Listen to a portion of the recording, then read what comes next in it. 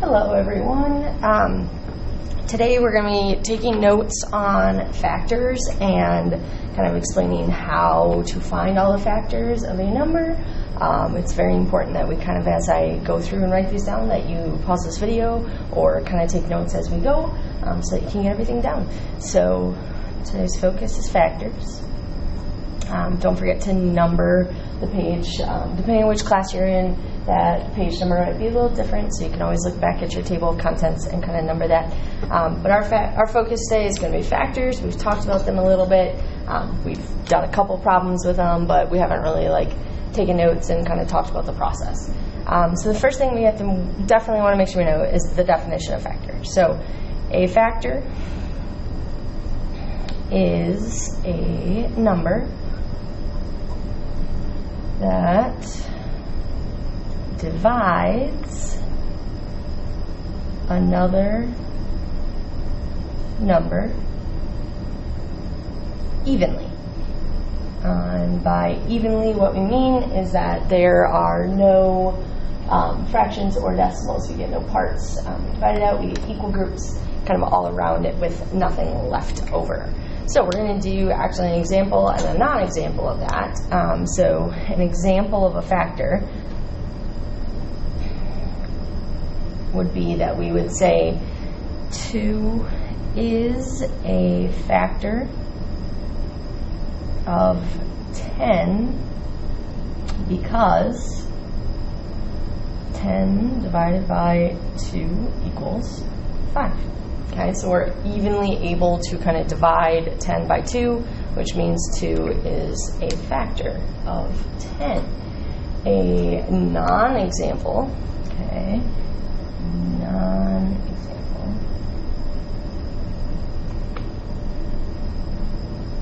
would be that 3 is not a factor of 10 because 10 divided by 3 equals 3 1/3 or 3 remainder 1. So the fact that we kind of have that leftover, that remainder, that fraction, that means 3 is not a factor of 10. Now, every factor has a partner, okay, to make a number. And we call those partners factor pairs. Okay, so anytime we're talking about factor pairs, we're really kind of grouping the numbers together that then, I guess, make the number we're looking at. So let's define factor pairs here. Factor pairs are two numbers when multiplied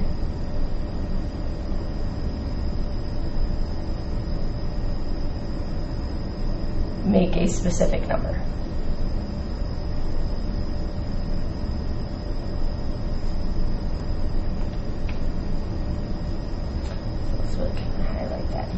And the important number here is going to be, or the important word here is going to be 2.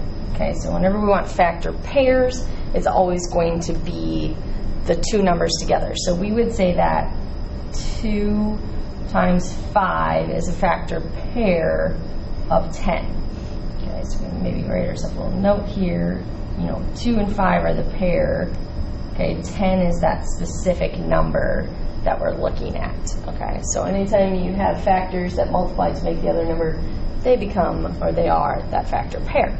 So let's talk about how we can stay organized and find these factor pairs so that we can find all the factors of a number.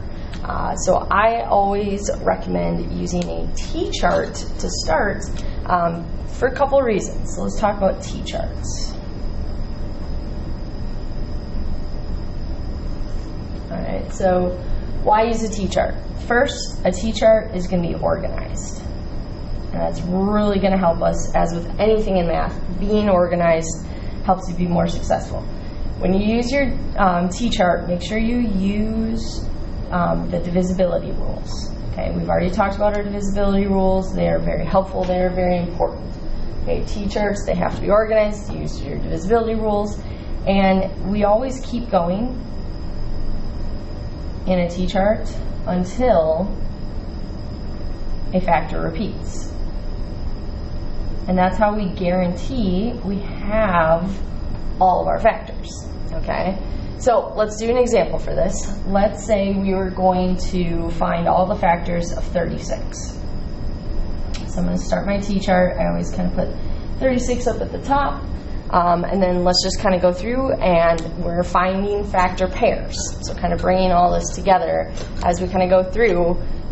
The first factor pair you should always start with is 1 and the number, because 1 times 36 is 36. And then I'm going to go right through my divisibility rules. I know 2 goes into 36 because 36 is an even number.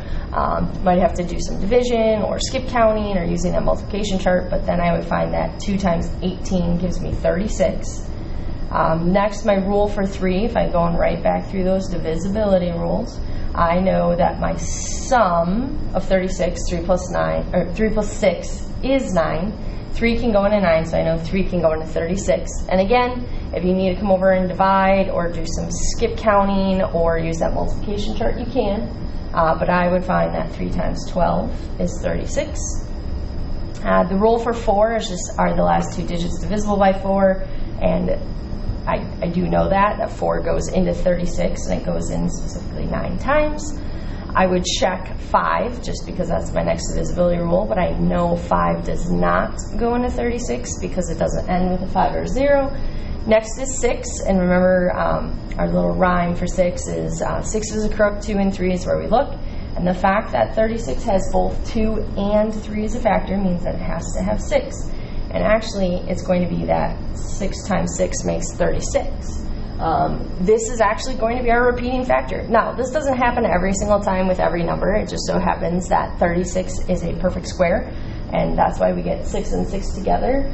But in other cases, if I got, let's pretend this wasn't 6 but 4, 9, and then later on I got to 9 for my divisibility rules, I know I'd be a repeating factor because of that. So let's do another real quick example. So those are all the factors of 36.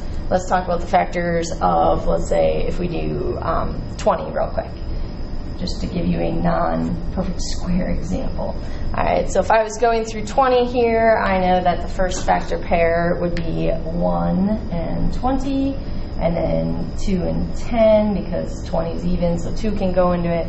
The sum of 20, so 2 plus 0 is 2, so 3 can't go into it, and I know that 4 can go into 20 5 times. Now here's kind of what I was talking about. So we just did 4 times 5. Well, what's the next divisibility rule I check? Oh, it'd be 5, and then it ends with 0, but 5's already on our list, so we don't need to continue anymore. And sometimes how I'll show that is you would have done your next one, and hey, wait, that's repeating, okay? So we actually don't need this one. We can stop right there.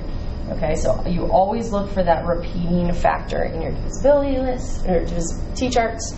And then the last thing you need to do is you always want to make sure that you list your factors from least to greatest. This is actually really easy because if you've done it the correct way, you should just be able to go right down this side and then right up that side.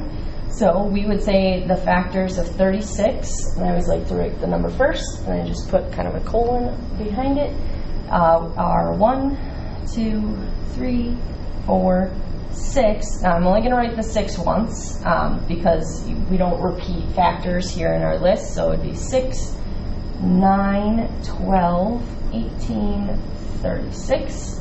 And if I wanted to list out the factors of 20, I would just say that 20 is 1, 2, 4, 5, 10, and 20.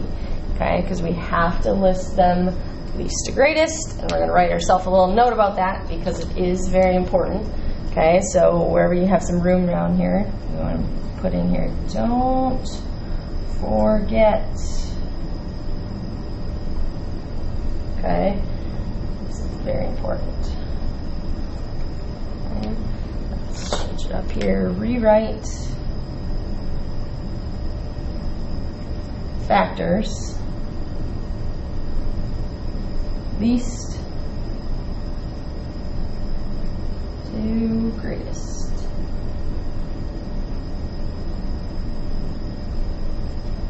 Okay, and then I kind of make this stick out so that we remember to do it. Okay, and that's pretty much right at the end of finding factors of a number. So hopefully this kind of helps explain that process. Hopefully you've written everything down here for our notes, and let's go practice it.